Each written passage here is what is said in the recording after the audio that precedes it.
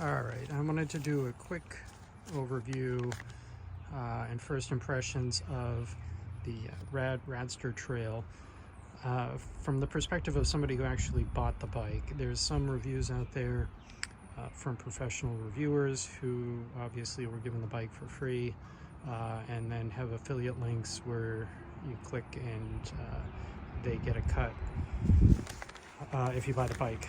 But I bought the bike myself. There's some really great things about it and some things that are not so great, and I just wanted to go over that from the perspective of somebody who actually bought it. My experience is not super great. I have the Rad Rover 5 and the Specialized Como. The Specialized Como is a mid-drive bike that is twice as expensive as the Rad bikes, so it's a different league altogether. So I wanted to go over the things I don't like first, and then the things I like about the Radster Trail. First of all, the things I don't like, as you can see, I have 71 miles, you probably can't see that, anyway, 71 miles on it. Things I don't like is the battery doesn't have a percentage or wattage left in it. But it does have their estimated range and how much watts the motor is putting out at that particular time. So accurate battery gauge is not here. A couple other things. There is some frame flex. It's a step through, or this is the regular size. The larger size has higher crossbar supports, so that would probably make it a lot more stable. So at high speed there is a wobble, which isn't great, obviously. So this is not a high-speed bike by any means. So I've had it up to 36 and I definitely had a wobble, so I try and keep it under 30. Another thing that I don't like is the front fenders. It's kind of a big deal. It looks a little goofy, sorry about the traffic noise. The front fenders kind of goofy looking, I think. It's not very big and it does not protect very well. I rode it through some puddles and I haven't cleaned it to show you. This does have a turn signal, but it does not have an automatic turn signal shut off. Some bikes have a shut off after so many blinks. This is a trail bike. This is definitely not a mountain bike, so you don't want to be taking it like through anything super rough. And if you look down here, these wires are kind of exposed, so if you hit something, they would definitely be damaged, so you got to be kind of careful of that. Now, the biggest thing that I've had a problem with is the website says it's a 15 amp hour 720 watt hour battery, and I actually went kind of round and round with Rad on this. But if you open the battery, take it out, take a look, you will see that this clearly says that this is a 14.4 amp hour 679.5 watt hour bike or battery. They say that that's nominal, and what's on their website is peak, so you know, take that for what it is. The other thing, I've heard some people had trouble when a fuse goes out. There's no way to get to a fuse on the battery. Obviously I've not had that problem. The Rad Rover 5 does have accessible fuses on the battery, but it's not as waterproof. I think that's why they did that.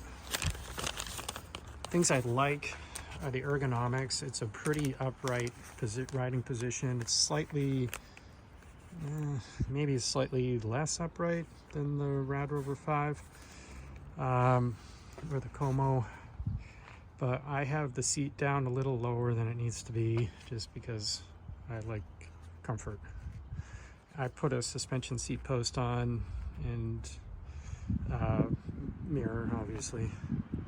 Other things I like are the display is nice and bright and colorful, and it shows your miles and estimated range and all that. So that's good. The brakes are good. The brakes are hydraulic, dual 2-piston, 180 millimeter Tektro brakes, which are good, and they use mineral oil, which I like, instead of the dot fluid. Tire size, I really like the tire size. It's not nearly as big as these Rad Rover tires are 4-inch. These are 3-inch, so a good kind of middle ground. I like that. The other thing I like is the geometry of the bike. The head tube angle is more slack than some bikes, which and that's just the angle of the head tube. It's more slack than like a more upright position. More upright position is more nimble, but it also is more twitchy, and you're more prone to go over the handlebars, which I've done on a mountain bike. So I like the geometry and the head tube angle. I like the fact that it's step through. The Rad Rover 5 is super high, and so like in traffic it's really hard to kind of get on and off and all that. I like the semi-integrated battery. It's a decent sized battery, and it doesn't all stick out, but it's not like all in the head tube or in the down tube or whatever it is. I like the chainring guard. It says a dual guard on the chainring, which is super helpful. The other thing that I really gotta commend Rad on is their packaging. The box came completely destroyed, and I thought for sure the bike was going to be damaged, but it wasn't. So that's A+ for that. Some things that are neither good nor bad. The hub motor only puts out 750 watts. I'd prefer, obviously, more than that.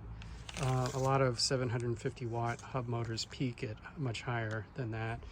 But Rad is completely legal, so they cap the maximum output at 750 watts.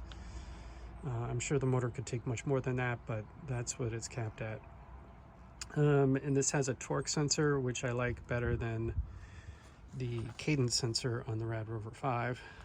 It's not, obviously it's not nearly as good as the Specialized Como's torque sensor, but it's better than the cadence sensor. It has plastic fenders, which I actually prefer. They're not as loud, and they don't clang around, and rocks don't make noise. So overall, it's a fun bike to ride. It's very comfortable. I like it, and I don't plan on getting rid of it for a while. If you have any questions, just drop them down below, and I'll try and answer them. And have a great day.